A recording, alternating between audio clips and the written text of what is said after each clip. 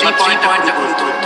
যদি আপনার লাইফে কখনো আপনার প্রিয় মানুষ হারায় যায়, তাকে নিয়ে আফসোস রাখবেন না। ফর এক্সাম্পল, কাউকে আপনি পছন্দ করেন, কাউকে আপনি নিজের স্ত্রী হিসেবে চান, অথবা কোনো মেয়ে কাউকে হাজবেন্ড হিসেবে চায়, যদি এরকম কোনো ব্যক্তি যে লাইফ থেকে হারিয়ে যায়, এটা নিয়ে কখনো আফসোস রাখা যাবে?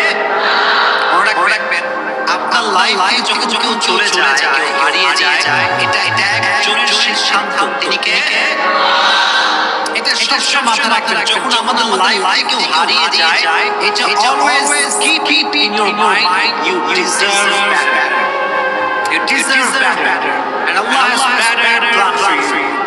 Always মাথায় রাখবেন, যখন আমাদের লাইফ থেকে হারিয়ে যায়, দূরে সরে যায়, আমাদের লাইফ থেকে অত্যন্ত দূরে চলে যায়, এটা আমাদের মাথায় রাখা উচিত যে আমি এর চাইতে ভালো ডিজার্ভ করি বিধায় আমার থেকে নিয়ে গিয়েছে একজন। তিনি কে?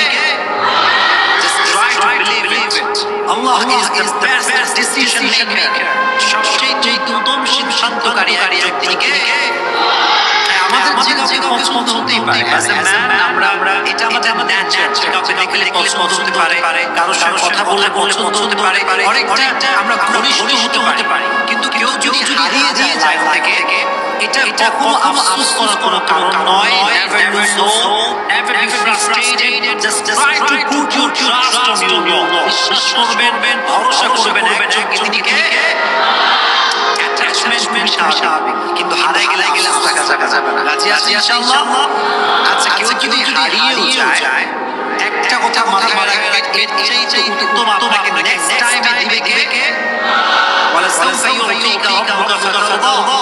আল্লাহ তাআলা বলছেন, তুমি যদি তোমার এই বিশ্বাস ভরসা আল্লাহর উপর রাখতে পারো, অচিরেই তোমার রব তোমাকে এমন কিছু দিবেন যে তোমাকে আল্লাহ তাআলা শরীক করে ফেলবে। সুবহানাল্লাহ। সো এই বিষয়ে আফসোস রাখবেন।